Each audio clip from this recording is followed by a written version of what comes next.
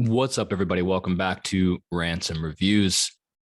It's no secret that in the past few years, I've become a massive fan of nonfiction, mainly due to the fact that I listen to them in audiobook format. And you're going to see that in this video. 9 out of the 10 books on this list were in audiobook format. This is my top 10 nonfiction reads from 2021.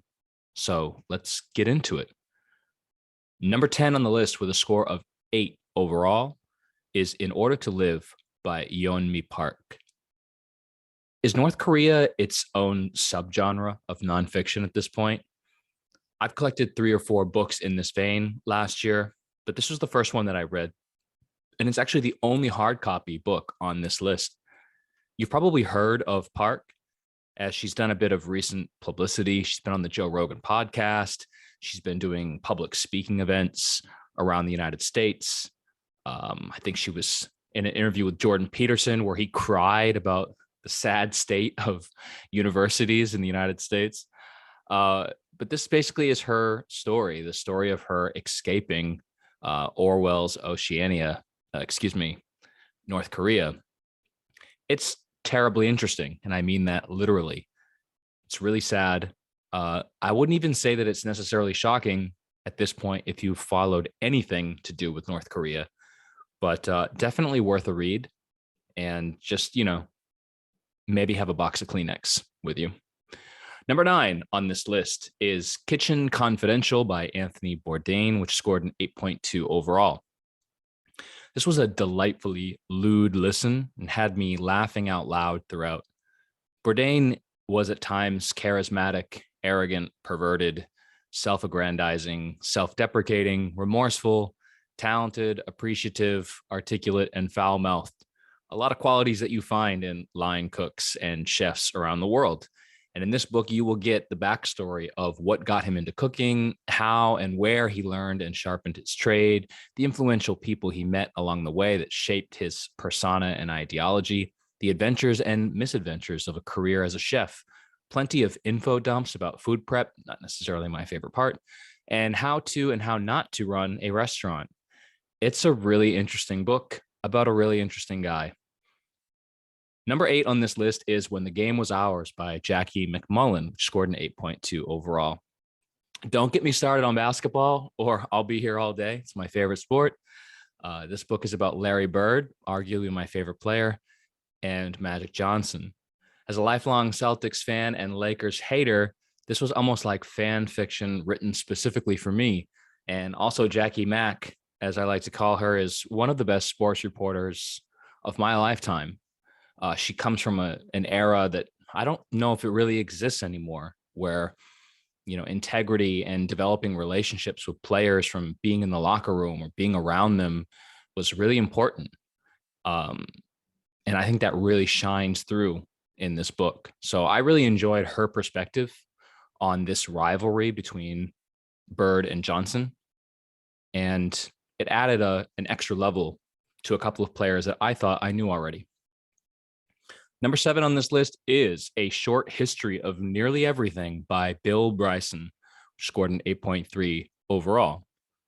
This book at times reminded me of Sigur Rós. I didn't really understand what was happening, but I loved it. The opening chapters on how vast the universe is, whoa.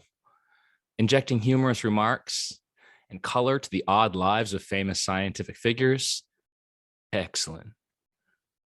It's not perfect. The title, for one, is misleading. I think it could be more accurately called A Brief History of Nearly All Scientific Discoveries by Mostly White European Men, which I think would be very fitting in modern society. Also, a lot of people have complained that the book is full of errors, but I don't know. I'm neither smart enough or well-versed enough or dedicated enough to find out if that's true. But even accepting that the science here isn't perfect, and that by now it might be a little bit outdated, I still think this book is packed with interesting information and presented in a really fun and straightforward way. Number 6 on my list is Tiger Woods by Jeff Benedict, which scored an 8.5 overall. Human decency isn't a prerequisite for greatness. This book focuses on a man who is amazingly proficient at some things, golf, making money, and disturbingly deficient in others, tipping, being a good husband. When evaluating many of Tiger's strengths and weaknesses as a human being, it's impossible to overlook his parents and how he was raised. He was raised to be a champion, and that he achieved. He was not, however, raised to be a decent person. His father is partly to blame. He was a womanizer and a cheater, overflowing with what I suppose modern pundits would call toxic masculinity. Growing up around this obviously affected Tiger, who grew to repeat the mistakes of the father. His mother, meanwhile, taught him to be a killer, to go for the throat, to win at all costs, to be a tiger. So, should we be shocked that Tiger, despite all his success, struggled with interpersonal relationships? Why do we even idolize celebrities, anyways? Do people really think that because Mike Tyson was the best boxer, Michael Jordan was the best basketball player, Tiger Woods was the best golfer, that they're also going to be the best people? I'm rambling, I know, but these were the kind of thoughts that were going through my head when I was reading this book. It was fantastic, and I highly recommend it. Number 5 is Team of Rivals by Doris Kearns Goodwin, which also scored an 8.5 overall. There are two things that I never get bored of reading about, and that is World War II and the Civil War. This book circles the Civil War by focusing on Abraham Lincoln's political career at the time and how he rose to power and how he dealt with his rivals. Spoiler alert, they joined his team because that's just how awesome Abraham Lincoln is. Definitely one of the most interesting American presidents. And yeah, his history is always worth exploring. And I think Goodwin does a really good job of showing a side of his presidency that maybe people weren't familiar with. Number 4 on my list is Rocket Men by Robert Kurson, which scored an 8.5 overall. It's a good old slice of Americana. This is real life science fiction. It will forever shock me that we sent men to the moon in the 1960s. The insanity of Cold War paranoia and propaganda being used to fund a space program is so bizarre. If the moon was full of gold or oil or uranium, it would almost make sense. Were the worries about Russia dropping bombs on us from space like footballs real, or just jingoistic competitiveness? Whatever the case, it provided the pathologically insane commitment required to fund and complete these space missions, which even now, more than 50 years later, we may never see again. Fascinating characters, fascinating setting, fascinating book. Number 3 is Bury My Heart at Wounded Knee by Dee Brown, also scoring an 8.5 overall. Another wild slice of American history, tragic tales of greed, hypocrisy, racism, evil, and destruction. It's a hard book to read. Some will complain that the lack of depth in characters or the repetitive and almost formulaic structure of the chapters blunts the emotional resonance of the subject matter. Ultimately, it's the depressing and emotionally draining subject matter that makes this book truly difficult. This is the history of the Native Americans told from their viewpoint, their tragic handling due in part to manifest destiny and the dark side of the American dream, the selfish pursuit of wealth and property that caused the genocide of a race and culture. I don't want to romanticize the past and erroneously claim the Native Americans had this perfect and peaceful society until the evil white man came through and destroyed them.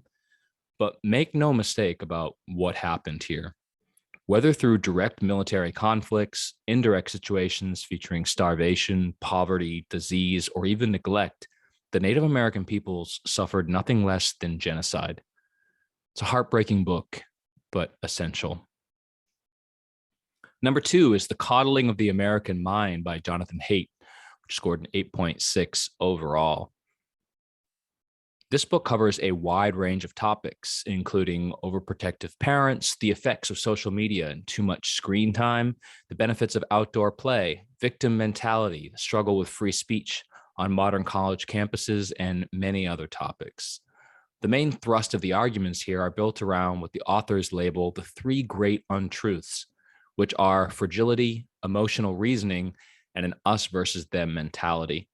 They go into great detail to examine each of these tenets, explaining how and why they become issues, anecdotal examples demonstrating these issues, offering research and statistics that support their arguments, and potential ways to lessen their impact.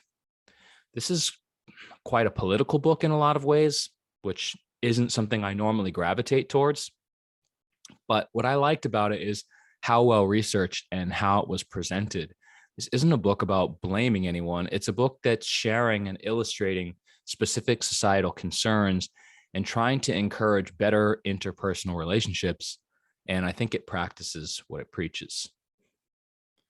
And that brings us to number one, my number one book, nonfiction from 2021 is Grant by Ron Chernow, which scored an 8.8 overall.